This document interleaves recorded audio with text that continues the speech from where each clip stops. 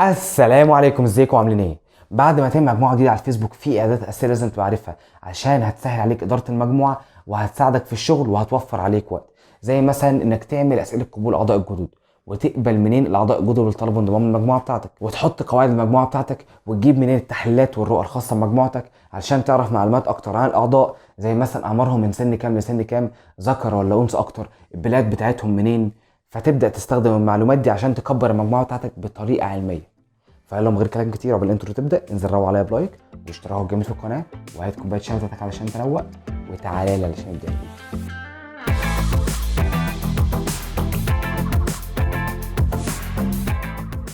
بص يا سيدي، هتخش على جروب الفيسبوك بتاعك اللي انت عملته، او لو انت عايز تعمل جروب فيسبوك ومش عامل اصلا فيظهر لك هنا فيديو جنب علامه الاي هنا او هنا، هيوريك ازاي تعمل جروب الفيسبوك بطريقه احترافيه وفي وقت صغير جدا، بتتكلم مثلا في 6 7 دقايق، مش هيطول عليك اصلا يعني.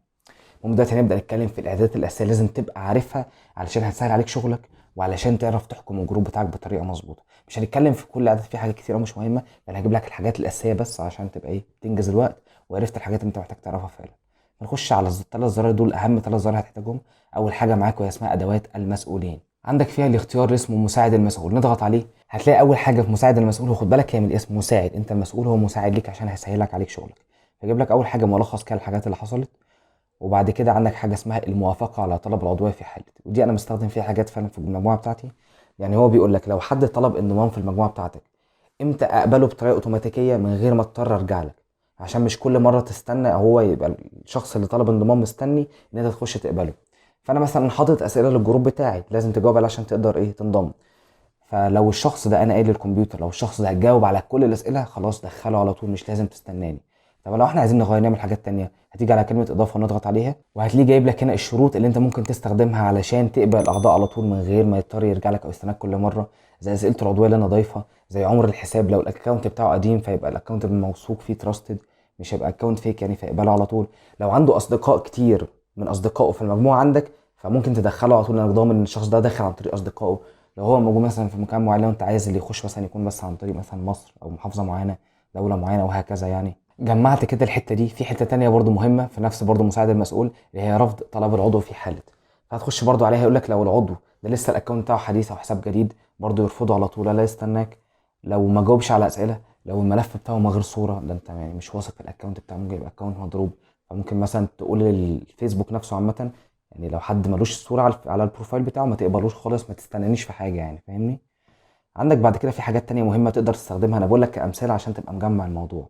لو حد من الاعضاء طلب ان هو ينشر منشور على الجروب بتاعك، فانت طبعا هتبقى محتاج ان انت كل مرة تخش تقبل المنشور ده، اذا انت يعني ما كنتش سايبه مفتوح، بس دي حاجة مش صح طبعا عشان ممكن الجروب بتاعك يتقفل بسببها، وهنبقى نتكلم عن ده في حلقات تانية قدام في اسباب الحظر وحاجات زي كده. المهم فانت من الاحسن ان انت تسيب البوستات او المنشورات انت اللي تقبلها. بس في ناس مثلا انت واثق فيهم ان المنشورات بتاعتهم كويسه، هم ناس دايما ناس بتتفاعل على المجموعه اول باول، وطبعا التفاعل على المجموعه ده من مصلحتك الشخصيه ومن مصلحه الجروب بتاعك. فانت ممكن تيجي هنا وتحدد ناس معينه دول من حقهم دايما اول ما ينشروا منشور المنشور بتاعهم ينزل على طول، مش محتاج موافقتك الشخصيه. فهتخش برضه تبدا تضيف تمام كده يا سيدي. دي من اهم الحاجات اللي ممكن تحتاجها، بس في حاجات تانية مهمه بس عشان الوقت انا قلت لك كمثال عشان تبقى مجمع. خش وبص على كله الحاجات مشروحه بطريقه سهله، فلو في حاجه محتاجها تقدر تستخدمها ممكن تخش تسالني في الكومنتات هقدر ارد عليك. نخش بعد كده في طلبات العضويه، وده المكان اللي بتقبل منه لو حد بعت لك طلب انضمام في الجروب بتاعك. وهيجيب لك بقى بيانات اساسيه زي الاكونت الفيسبوك بتاعه معمول بقاله قد ايه، لو عنده اصدقاء مشتركين بينك وما بينهم في المجموعه، يعني دخل مجموعات قريبه من الشغل بتاعك ولا لا، في حاجات زي كده. وجاوب على اسئله، لا يعني مثلا انا حاطط اسئله الراجل ده ما ردش على سؤال منهم، لو رد على اسئله معينه هيكتبها لك. فانت ليك الحق هنا انك ايه تقبل او ترفض. وخد بالك هو لو كان جاوب على كل الاسئله اصلا هيتقبل بطريقه اوتوماتيك، زي ما انا كنت بوريك في مساعد المسؤول. عايز تقبلها هتقبل، عايز ترفض هترفض، وهكذا تمام. تخش بعد كده في الحاجات المهمه، الاسئله المتعلقه بالعضويه، وهنا بتبدا تحط الاسئله اللي على اساسها لما الشخص يجاوب هيدخل المجموعه او مش هيدخل، او علشان انت تعرف يعني هو داخل كده سبهلله ولا داخل فاهم هو داخل فين. فعندك في الاسئله هنا ثلاث اشكال. اول شكل هنا اللي انت بتضغط على مربعين في نفس الوقت تقدر تختار اكتر من اجابه لو انت حاطط اجابات كتير. العاده دي مالهاش علاقه بمعلومات الجروب بس، يعني الواحد بياخد ثواب وبيكسب الناس اللي داخله ثواب، ربنا يبارك لنا في المجموعه يعني. عندك تاني حاجه هنا الزراير اللي هي المدوره دي، اللي داخل ما يقدرش يختار غير اوبشن واحد، وانا هوريك دلوقتي بتعمله ازاي عامه يعني. تالت اختيار مش بيختار بقى زرار بيضغط عليه، هو بيكتب بنفسه. هتيجي هنا مثلا تضغط على زرار انشاء مربعات اختيار، نضغط عليها هتلاقي مربعات، دي المربعات اللي انا رويتها لك ورا كانت هنا، صلي على النبي. بيضغط على كذا اختيار في نفس الوقت، ده مسموح لك عادي. فبتيجي اول حاجه هنا في مكان اضافه السؤال وتبدا تضيف السؤال اللي انت عايزه، يعني مثلا سبب دخولك للمجموعه، انت بتسال عضو يعني، تمام، وتبدا تحط له اختيارات زي مثلا انك تقول له هل انت عايز تتعلم تسويق، ولا انت اصلا متعلم وعايز تبدا تبيع وتشتري، ولا انت مثلا لسه عايز تبدا تاخد فكره عن الموضوع. فانت بتحط له اختيارات عشان تسهل عليه وتبقى برضه فاهم معظم الناس اللي داخله لك داخلين ليه، ما انت برضه بتجمع معلومات. المعلومات دي هتفيدك جدا في انك تقدر تفهم الاعضاء اللي عندك، فتقدر تستهدفهم صح بان هم يتفاعلوا على الجروب. فاهم قصدي؟ دي حاجات مهمه جدا وخد بالك منها. تحط اول اختيار مثلا زي ايه، ممكن تضيف له اوبشن او خيار تاني زي مثلا انا فاهم بس لسه عايز اخد فكره، فكتبناه اهو. وممكن تزود اوبشن تالت زي مثلا انا بعرف اسوق وفعلا عايز ابدا شغل، وهكذا. فانت بتشوف ايه الاسئله اللي انت محتاج تسالها وتبدا تحطها. في الحاله دي انت ممكن اللي عايز يخش المجموعه ممكن توفر له زي دي في 3 اشكال زي ما قلت لك. يضغط على اكتر من مربع زي حاله المربعات اللي هي مدوره اللي هي مربعات اختيار، وممكن تبقى اختيار متعدد تتحول لمربعات مدوره اختيار واحد بس منهم، يعني دايره واحده بس. وممكن تشيل الكلام ده كله خالص مش اختيارات وتخليه هو يكتب بنفسه. هتختار اجابه مكتوبه، جميل كده. هتخلصهم وتبدا تكتب حفظ، بس انا مش عايز ازود السؤال ده دلوقتي فهعمل له الغاء. جميل كده، خروج. بس يا سيدي، دي كانت الاسئله المتعلقه بالعضويه. بعد كده يا سيدي من الحاجات اللي انت تحتاجها غالبا بصفه يوميه ان المكان اللي هتقدر تقبل منه طلبات النشر. الاعضاء عايزين ينشروا بوستات جديده، فهتقبل منين؟ عندك بعد كده الموافقات المعلقه، نضغط عليها هتلاقي كل البوستات اللي في ناس محتاجه تنشرها عندك طالبين هم ينشروها، فانت تشوف المناسب هتنشره، واللي مش عايز تقبله مش هتنشره خالص. وخد بالك ان كان في حاجات في مساعد المسؤول اصلا هتساعدك في الموضوع ده. فدول مثلا ناس انا ناشرين حاجات من 10 علاقه بالجروب فانا مش بقبلهم. في حاجات لو انت محتاجها هتيجي تضغط على موافق، مش عايزها تضغط رفض. عندك بقى الحاجة المهمة جدا وهي قواعد المجموعة، عشان تعرف الناس اللي داخلين أساسيات المجموعة بتاعتك، مين اللي ممكن يطرد من المجموعة لو اتعامل بطريقة مش مناسبة، ايه الحاجات اللي انت محتاجها، وهكذا. فهنا كان موجود قواعد أساسية للتعامل على الجروب، مثلا يجب التعامل باحترام والمكان للعمل وتبادل الخبرات. وهتقول لهم ايه الحاجات اللي ممكن بسببها يطردوا، ان هم لو نشروا حاجات مثلا مالهاش علاقة بالجروب، لو تعاملوا بطريقة غير جيدة هيطردوا، حاجات زي كده. بتيجي هنا تضغط على انشاء، تبدأ تكتب العنوان اللي انت عايزه، وجواه تبدأ تضغط الوصف اللي انت عايز توصفه زي ما انا ما كنت وريتك ورا يعني. ده يعتبر العنوان وده الوصف. فانت ممكن تعمل قاعده واثنين وثلاثه واربعه، احنا عاملين لنا قاعده واحده ممكن نبقى نزود عليهم. خلاص كده احنا خلصنا اول حته او اول زرار. انا عايزك تبقى مجمع معايا. ده كان اول زرار عملناه اسمه ادوات المسؤولين. عندك بعد كده الزرار اللي بعده انا صغرته لك عشان تبقى شايف بالتفصيل يعني. عندك بعد كده الزرار اللي بعده الاعدادات. نبدا نضغط على اعدادات المجموعه. منها هتلاقي اول حاجه عندك الاسم والوصف.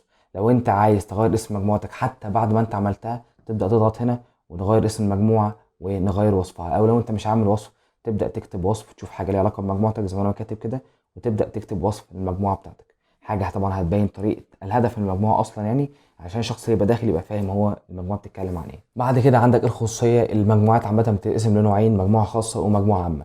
المجموعه الخاصه زي المجموعه دي كده محدش يقدر يشوف المحتوى اللي جواها الا الشخص الموجود جوه المجموعه، ومحدش يقدر يشوف الاعضاء الا بقيه الاعضاء الموجودين جوه المجموعه.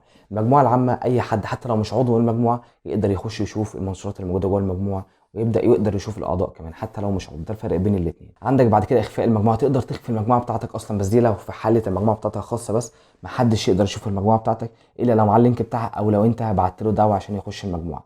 عندك بعد كده العلامات. دي حاجه ليها علاقه بكينونه المجموعه عشان الفيسبوك يبقى فاهم يعني المجموعه دي بتتكلم عن ايه اصلا او اهميتها ايه.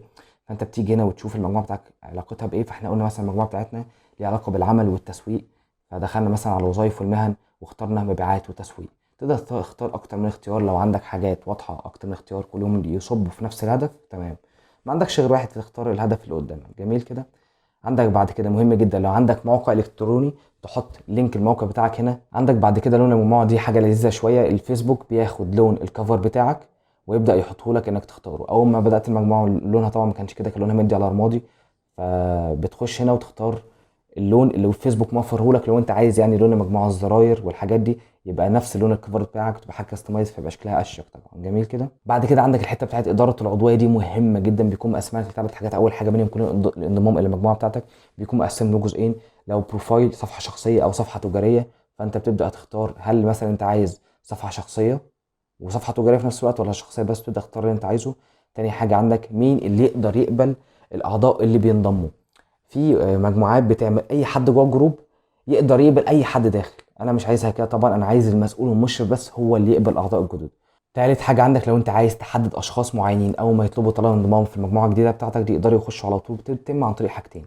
اول حاجه لو انت عندك مجموعات تانية فيها اعضاء وانت عايز تقول للفيسبوك اي حد من اعضاء المجموعه القديمه بتاعتي عايز يخش في المجموعه الجديده تدخله على طول، تبدا تختار المجموعه اللي انت عايزهم يخشوا منها على طول. تاني حاجه ممكن تعمل زي فايل كده وتحط فيه الايميلات اللي انت عايز الايميلات دي اي حد من عنده الايميل ده يعني يطلب طلب انضمام يخش على طول. فالحته دي بتبقى لذيذه شويه عشان هتسهل عليك، ومش بس هتسهل على الناس دول مهمين فعلا فتسهل عليهم دخولهم على طول. عندك بعد اعدادات المجموعه اللي انا قلت لك ده اكتر حاجات هتحتاجها فيها، عندك بعد كده الرؤى، ودي خطوه مهمه جدا جدا جدا.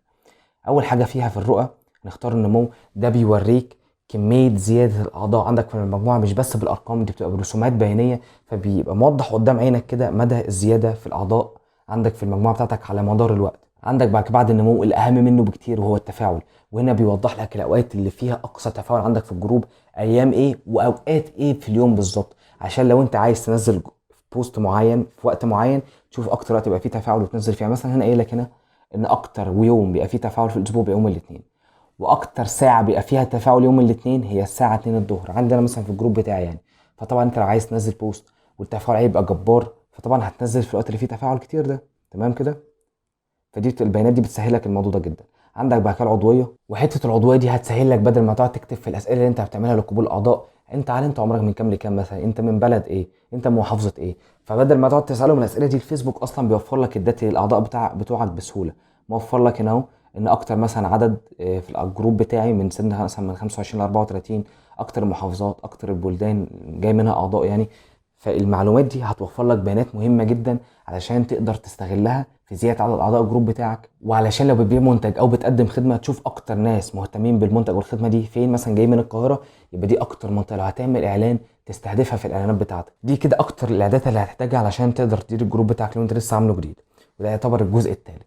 الجزء الرابع ان شاء الله ممكن نتكلم فيه عن الاسباب اللي ممكن تخلي الفيسبوك يقفل الجروب بتاعك عشان اصلا نحاول نتجنبها ونحمي الجروبات بتاعتنا. فلو محتاجين الجزء الرابع ممكن تنزلوا تحت في الكومنتات تكتبوا لي الجزء الرابع، ولو في اي حاجه واقعه منكم في الفيديو ده انزلوا اكتبوا لي برده تحت في الكومنتات. وبس كده يا سيدي، ده كان الفيديو بتاعنا النهارده. ما تنساش اسيب لك لينكين الفيديوهات بتاع انشاء المجموعه وطرق تكبير المجموعه على الفيسبوك تحت في صندوق الوصف، وممكن برده اسيبهم لك في اول كومنت. خليك جدع بقى معايا وانزل روق عليا بلايك واشتراك جميل في القناه ما تنساش. ولو عندك اي اسئله انزل اكتبها لي تحت في الكومنتات انا بقراهم كلهم، او ممكن تخش تكلمني على صفحتي على الفيسبوك هسيب لك اللينك بتاعها تحت في صندوق الوصف وفي اول كومنت. يا رب تكونوا استفدتوا من الفيديو بتاعنا النهارده، وخليكوا عارفين احنا دايما في خدمتكم. شكرا.